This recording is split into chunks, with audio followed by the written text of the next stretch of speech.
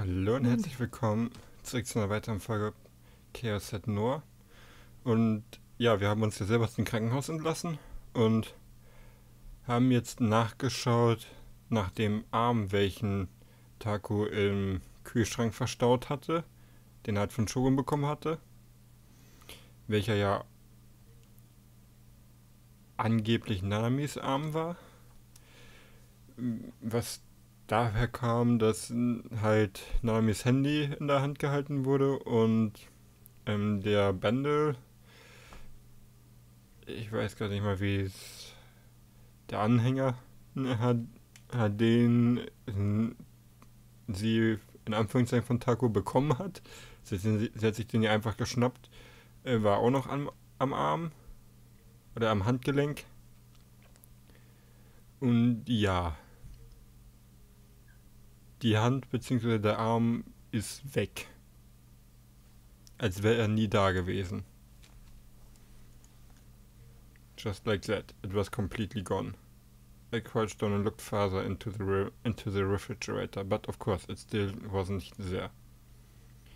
There wasn't much in there to begin with, so it was already practically empty. There was no way I could have missed it. Or maybe I just assumed that and in reality I just left it somewhere. I closed the fridge door, then looked around my trash-filled room. Yep. The large cardboard box with the hand inside of it. What had I done with it? I felt like I tossed it into the corner of my room or something, but either way, my memory of last night was very unclear. More things had happened yesterday than my poor brain could handle, and everything was made all the more brutal due to the utter chaos of it all. Calm down, just calm down. Now get your thoughts together. Think of why it might have disappeared.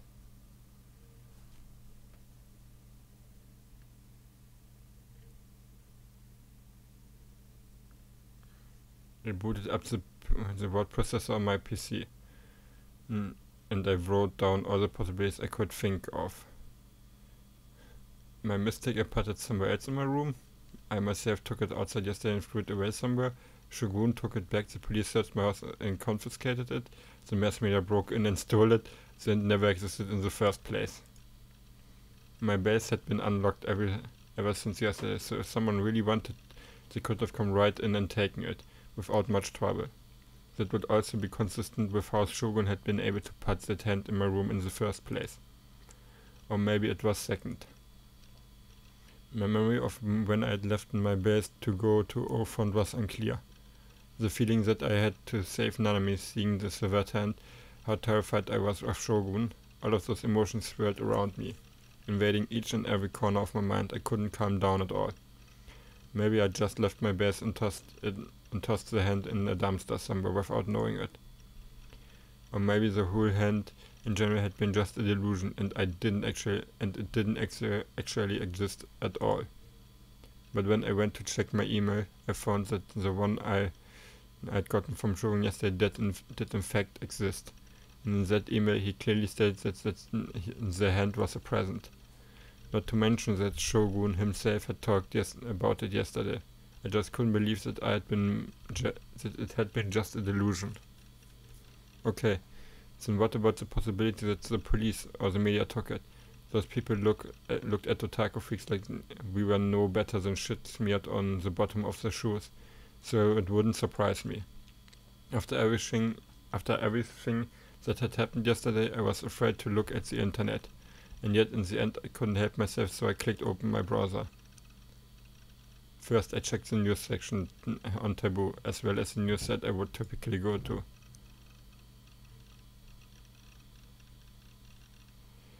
And sure enough, there were articles upon articles about the uproar yesterday at Scramble Crossing.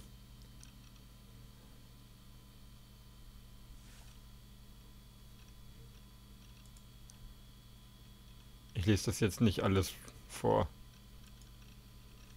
I hadn't sent any emails to the media. I had never ever even seen Yuri Brightman's show, let alone met him. So what the hell? Was this all just part of Shogun's plan like I'd originally thought?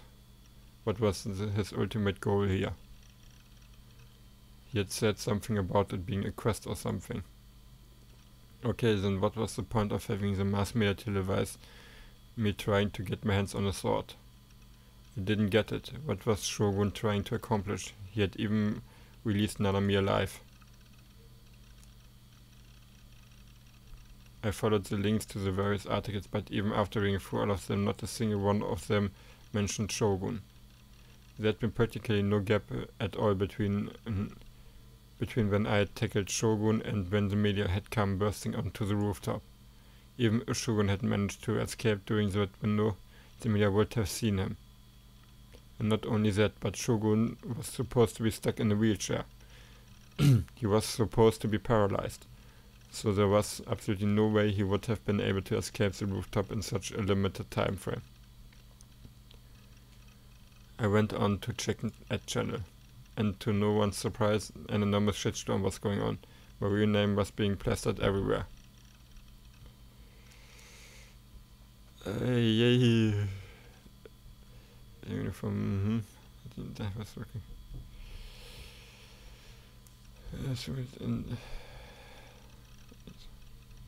Guys,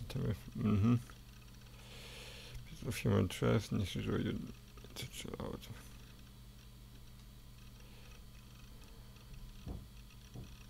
It's a goddamn saber blood. And just like that, attack of reach.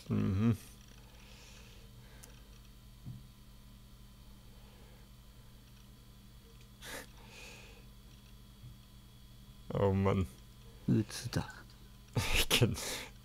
Everyone was just saying whatever the hell they want to.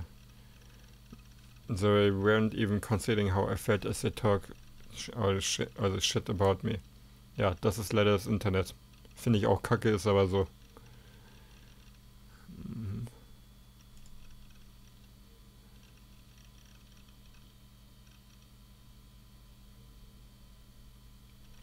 Having a channel as your enemy was a scary thing.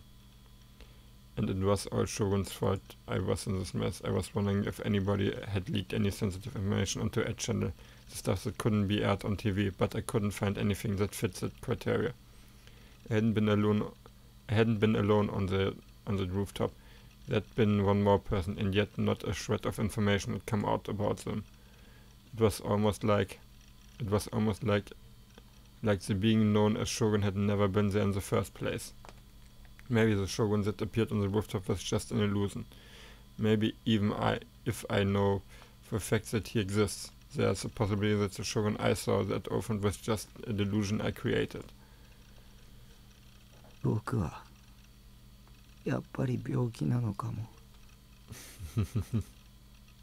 were so many things happening and that shouldn't have been possible in real life. Oh, Saber. And Ryder. It was more like a video game at this point. Like there were two worlds, one where Nanami was alive and one where she was dead. And the two options were running parallel to one another, meaning I got to choose between them, just like a choice you would find in an Aero game. The future was divided into countless different branches. And what made me different from normal people was that I could stimulate what story events might occur using my delusions. And I was in the middle of simulating the routes that would lead to the bad ending. Like one where Nanami died, or one where Ayase jumped to her death, or one where I fell off Allfront and died. In other words, for some reason all these things that you would normally find in the bad ending route could be coming after me. Almost like they were hunting me down, due to a trap I myself had set. Maybe I just had the desire to leave behind my boring, uneventful life and go to a more exciting world, like one from a game, and because of that I'd been unconsciously showing myself what that would look like. That couldn't be it. I didn't have any desires even remotely like that. But at the very least I would never want to make myself go through anything that would make me feel sad or scared, simulation or not.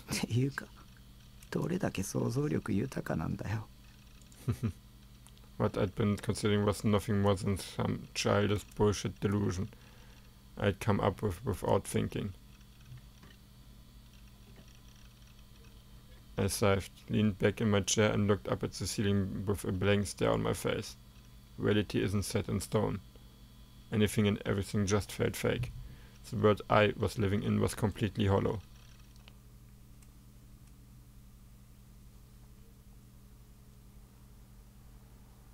Oh.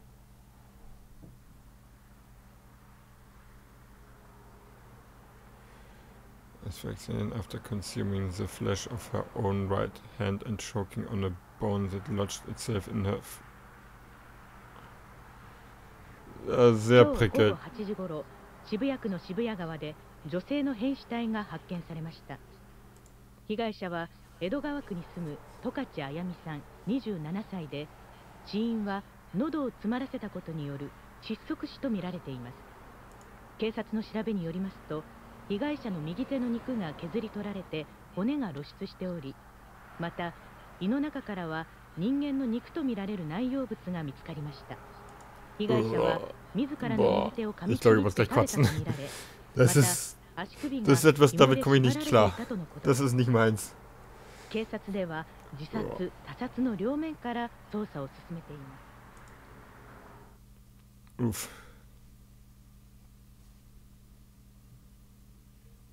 Fingerfood. Toll. Ever since the seismic intensity 5 earthquake, the city of Shibuya had been overwrought with an air of pure bloodlust. The sense of order in the city had been visibly deteriorating. This decrease in security was not just regarding fights among young people, but the increasing number of store windows being broken, as well as large surge in theft.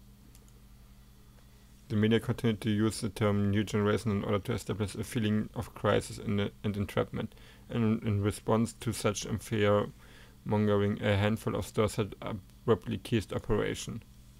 In addition, a group calling themselves the Anti-New Gen had suddenly transformed into a riotous mob during one of their weekly demonstrations, charging the Shibuya police station and resulting in the arrest of over 100 people.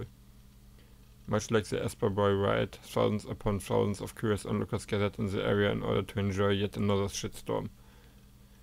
There was a striking difference in excitement between those who were visiting the city and those who lived in it.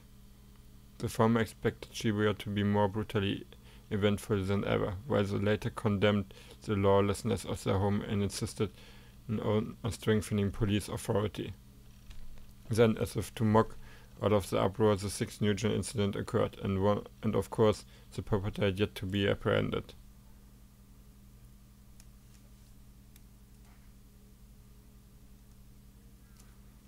It had been a week since the earthquake, and in that period of time I had been suspended from school. Even if I hadn't been suspended, I wouldn't have been in the proper mental state to go to school anyway. The day immediately following the earthquake, another New Gen incident had occurred.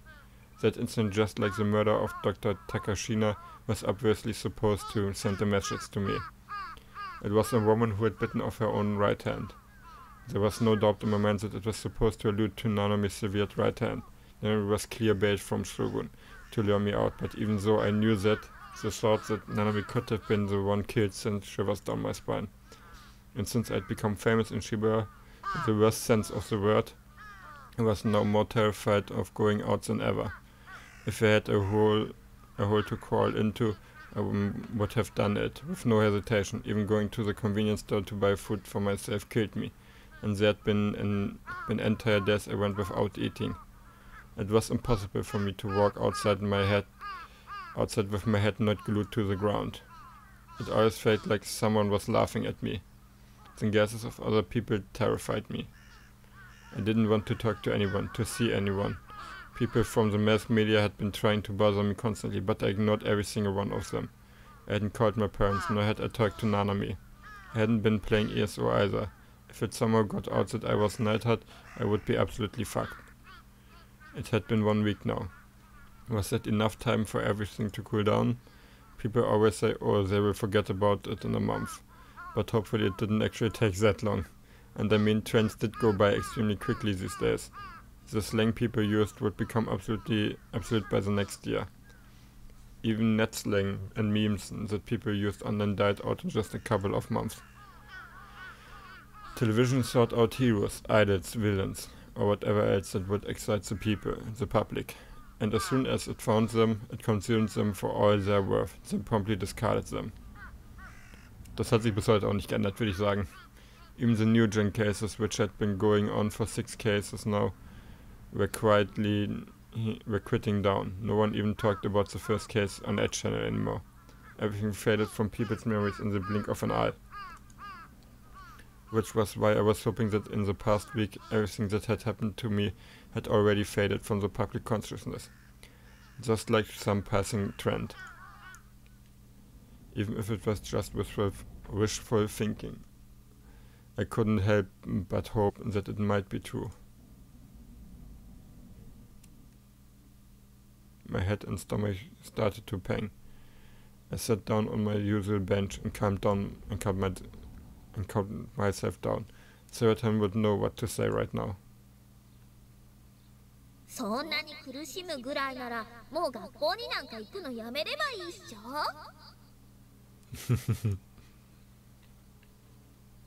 I was at the point where I was starting to consider it. I mean, due to the worsening security, more and more people had been opting out of school in Shibuya Ward, so it wouldn't just be me. And I had always thought that it made no difference whether or not I graduated, so much that I would be willing to drop out of school right now. But despite that, I still plan to continue going, even if it meant risking running into Yua. I gulped down a cola I'd bought at the vending machine on the way to the park, then stood up from the bench. I should just stop kidding myself.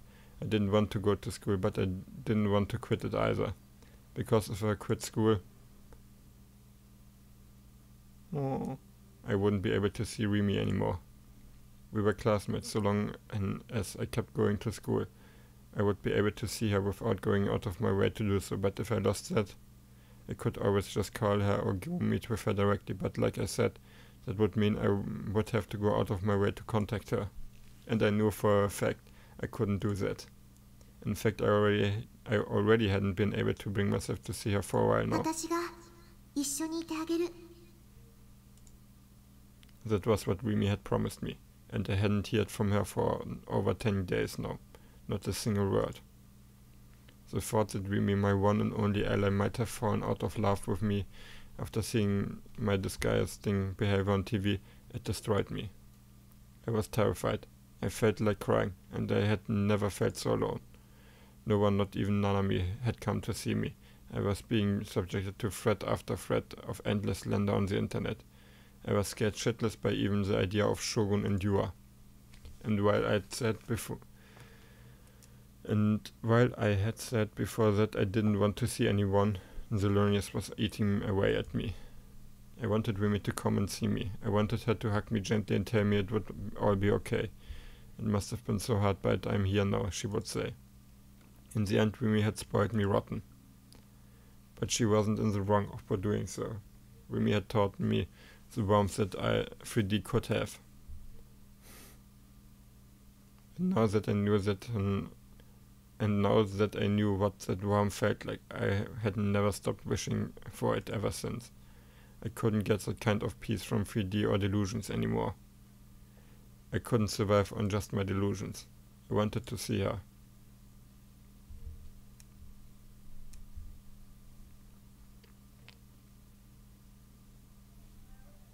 When I'd passed through the school gate, I hadn't noticed any particular change in the atmosphere. That is to say, no one had noticed me. I entered the building and started up the stairs. A girl I didn't recognize went to pass me, but just before she did, she let out an audible ah and looked at me with pity in her eyes. I walked into the hallway where my classroom was located. Several windows were broken, and I could feel people's gazes mercilessly burning through me as they whispered. At that moment, I was hit with a very bad feeling. My wishful thinking was already on the verge of shattering in pieces, but even so I opened the door to my classroom, fueled by my own desire to see Rimi. One desire wahrscheinlich. The silence lasted for about 10 seconds. Everyone was frozen. They all stared at me. I kept my head down as I walked through the quiet classroom and took my seat. As if on cue, Dukuan sitting in the last row, whose name I didn't know, spoke up. And with those two sentences, time started moving again in the そ classroom. れ言ったらかわいそうじゃね？だってユーリが認めた男なんだぜ。そうそう、俺テレビ見てたぜ。すげえよ、あのやらせ超能力者。西条もどうせやらせなんでしょ。大きい人形と小さいお人形を抱えてただけだもんね。やめとけって。西条は病気なだけだっつうの。そっとしといてやれ。 Okay, irgendwie hatte gerade mein Bildschirm kurz schwarz gewesen, aber das Aufnahmebild, da hat sich nichts geändert gehabt, also müsste eigentlich alles in Ordnung sein. だってあいつ空飛べるらしいじゃん。あとなんだっけ？投資？私投資されたらどうしよう。服もスケスケで裸見られる。西条変態じゃん。お、やっべ、こっち見た。石にされる前に目をするぜ。大丈夫、実際のところただの妹だから。 Menschen sind teilweise echte Arschlöcher. This is sad. This was exactly what I had feared the most. The Dukians had their eyes on me now. It had been a week, but no one had forgotten about the upright cause. I was now the laughingstock of Japan. The boy who, after trying to show off his special powers to the masses, went home and slept with a figure. There was no point in protesting, saying that I had never called myself an Esper. The truth was meaningless now. Right now, the truth was just the one story that everyone in Japan was familiar with. The story that tens of millions of people recognized to be the truth. There was no fixing that. No one could. Not me, not anyone on TV, not even Shogun. I was a self-proclaimed Esper who no one would ever associate with.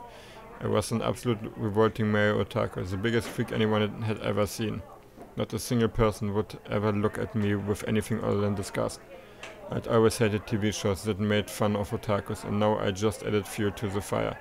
I didn't have any psychic abilities. I couldn't fly. I didn't have clairvoyance. I didn't have telekinesis. I couldn't obtain a D-sword. I'd even given up on trying to save my sister just so I could save myself, like the complete piece of shit I was. I was just an otaku that had nothing to show for his life other than his knowledge of anime, video games, and whatever other media. It only made sense that I couldn't do it. I thought of my imminent mental breakdown and searched for my savior Remy. And when I did, my eyes met Mitsumikun's, only for him to immediately look away. I guess that was only fair. If you hung out with me, the entire class would shun you too. That was why I looked away, it was only natural. Besides, he and I had always lived in two different worlds. I was an otaku and he was a totally alpha male. It was a marvel that we had ever been friends at all. Feeling like I was on the verge of tears, I went back to scanning the room. I searched for anything I could latch onto. I desperately cried out in my mind for Remy. But she wasn't there. Remy was nowhere to be found. Why? Why was she absent? Of all the times for her to be gone, why now? I didn't have any way to get a hold of her. What if she never came to school again? If that happened, I would likely never see her again for the rest of my life. That was the feeling I got. It was like that when she first appeared too. Back on the first day I saw her at school, Remy was suddenly in my class just like that. And now she had disappeared just as quickly. Could she have gotten caught up in the earthquake? Could she be dead? I tried my best to shake off all those negative thoughts, but it was hopeless. I was just getting more and more depressed, and now my mind was being overwhelmed by an incredibly dark and foreboding delusion. I was starting to wonder if the girl known as Sakata Remy had ever existed at all. Maybe she was just another personality I'd created inside my delusions, like Serotan. When I thought of it like that, it all started to make sense. Whenever I needed help, Remy always came to my rescue, like a knight in shining armor.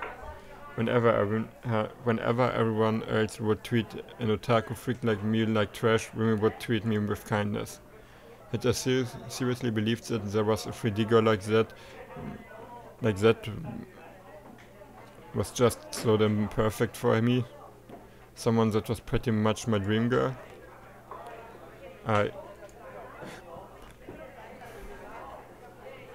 Calm delusion time. I had no reason to come to school anymore. My one and only reason was gone. I really was completely alone, just like I had always been. I'd always been completely and utterly alone. I started to cry inside my head.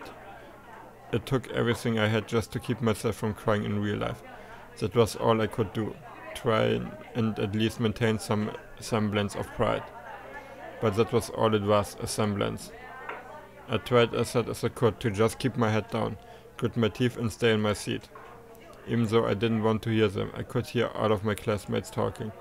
I wanted to run away, but I was too afraid that would only make things worse. I realized one of you should just die.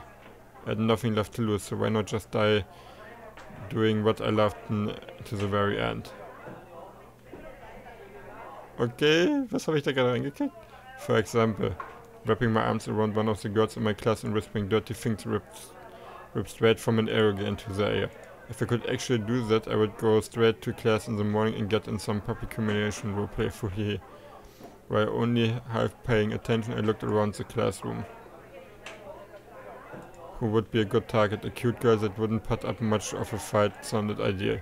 The Dookie and bitches were already out of the question, even though they were all mere high school students. They all wore way too much makeup, rendering them not even remotely attractive. Oh, I know, maybe the transit student would be a good choice. Oh, nee, die Arme.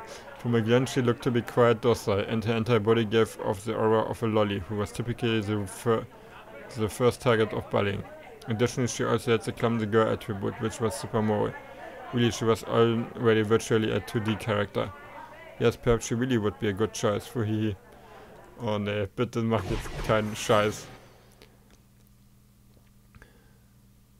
Okay. Es ist verschwommen, das ist doch schon mal etwas. I stood up in a relaxed manner. The aura surrounding me had changed. Even the people who had been ridiculing and provoking me were startled by my sudden movement. Hey, in the end you guys are all talk. But I'm different, I'm the one type of man who acts. And now it's time to prove it to you. Without saying a single word, I made my way over to the transfer student's back. She was sitting hunched over in her seat face down. Noticing me approach, she looked at me quizzically. For some reason, she already looked like she was about to cry. Then I quickly grabbed both her slender arms. I then began to pull her toward me. She tried to resist me with her feeble strength. They alternated. Man muss fairerweise sagen, das passiert nicht wirklich. She alternated between looking at me and looking at her surroundings, and confusion written all over her face. It was clear she had no idea what to do. Alter. I brought her in close and wrapped my arms around her quite forcefully. What the? Okay, das sieht schon sehr verstörend aus, muss man sagen. Das sieht sehr, sehr verstörend aus. Her body really was incredibly frail, to the point where I thought I might break her if I was too rough with her. She trembled like a chihuahua in my arms. But man, did she smell good. I nuzzled against her head, and the top of which barely reached the bottom of my chin. I buried my nose in her soft hair and sniffed at it. The transit student was so tired that she couldn't speak. Naja, das hat was anderes zu tun. Then again, I hadn't seen her talk even once before this anyway. She was struggling to and wriggling around in order to try and escape from my grip. But the strength she put forth was pitiful. I didn't exercise normally at all, but even with zero muscle mass, I had easily been able to subdue her. The two hands around me, likely taken aback by my strength level, were all frozen in place. As the transfer student shook her head back and forth, I ran my tongue along her earlobe. Her delicate body squirmed in my arms. What a delicious reaction, more. I couldn't get enough of it. I was getting more and more aroused. I decided not to think about the consequence and instead just choosing to follow through with my inner desires. First, the dirty talk. I was going to make this timid transfer student say something indecent. For his sexual desire was something else.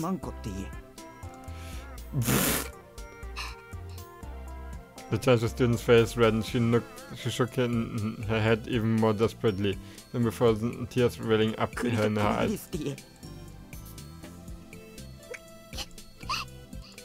Her reluctance only served to feed my sadistic desire even more. What the fuck? Hä? Und ich würde sagen, an dem Punkt beende ich jetzt mal diese Folge. Warte mal, der Junge hat Probleme, aber naja.